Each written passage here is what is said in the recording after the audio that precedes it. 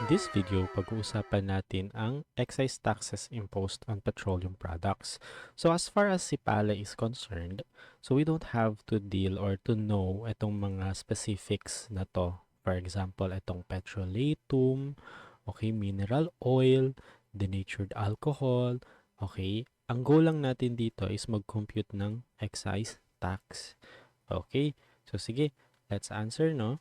So, BCD Company, a company that specializes in petroleum products, provided you with the following information about the products they produced in 2025. So, sige. First is lubricating oils for vehicles. So, 7,000 kilograms ang na-produce nila. Check natin sa tax table provided by the BIR sa kanilang website. Ayan, lubricating oils. So, per kilogram, 10 peso. So, that's 7,000 times 10 peso. I-mental math na lang natin. That's 70,000 pesos. Next, processed gas. So, check natin sa BIR website. Same pa rin, no? That's 10,000 pesos. So, that's 16,500 times 10. It's 165,000. Next, kerosene. Okay, so careful lang tayo sa mga items na to, no? Kasi may mga items na tumataas or bumababa yung kanilang tax rate depende sa gamit. So again, so kapag may gusto kayong hanapin sa BIR website, okay, Control F. Ayan. So hinahanap natin in this case ay kerosene. Okay, so may dalawang lumabas.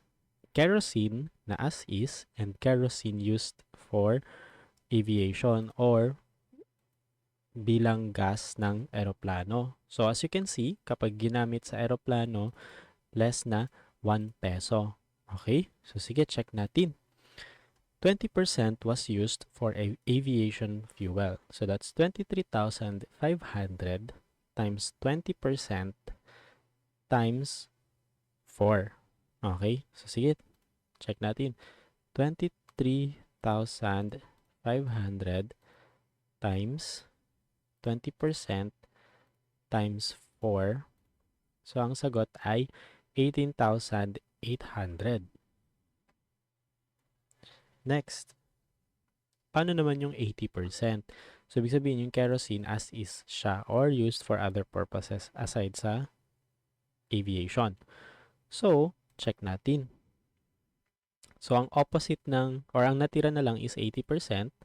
So, that is 23,500 liters times 80% times magkano? 5. So that's 94,000. Okay? Ayan. Next, dito naman tayo sa liquefied petroleum gas, also known as LPG. Sige, hanapin natin liquefied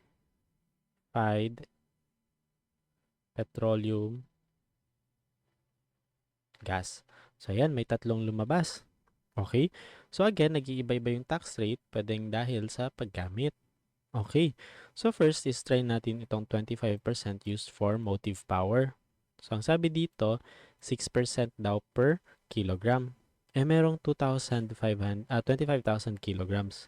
So that's 25,000 kilograms times 25% times 6. So 25,000 times 25% times 6 pesos. So that's 37,500. Next, ito naman. 12% was used as raw material of petrochemical. So sige, hanapin natin sa tax code or sa BRR website. Ayun, andito. 0. Okay? So wala na tayong kailangang i-input dyan. Next is, ito, yung sobra. Check natin. Ito. Liquefied petroleum gas. Okay? Kumbaga, parang catch all. Yan siya. Okay, or liquefied petroleum gas, LPG used for other purpose. Okay? So, that is 3 pesos. 3 pesos times yung natira na lang. Okay, so 100% minus 25% minus 12%. Okay, that is 63%. Okay? So, 25 kilograms times 63%. times 3. Ayan, so that's 47,250. Ayan. Next ay asfalto. Okay? So, ang asphalt, hanapin natin yung asphalt dito, no? Again, press Ctrl F, asphalt. Ayan, 10 peso per kilogram. E nakaproduce sila ng 360,000 kilograms. So that is 360,000 times 10 peso is equals to 3,600,000. Ayan. Next, ito naman, unleaded premium gasoline. So, per liter, meron tayong 12,000 liters times 10. So, mental math na lang natin, no? That's 120,000. Okay, check natin lahat, no?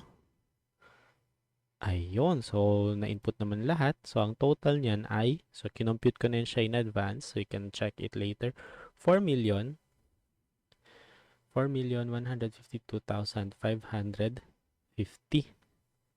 Ayan, so ganyan lang siya kasimple, guys. Sige, compute natin ulit. So, that's 70,000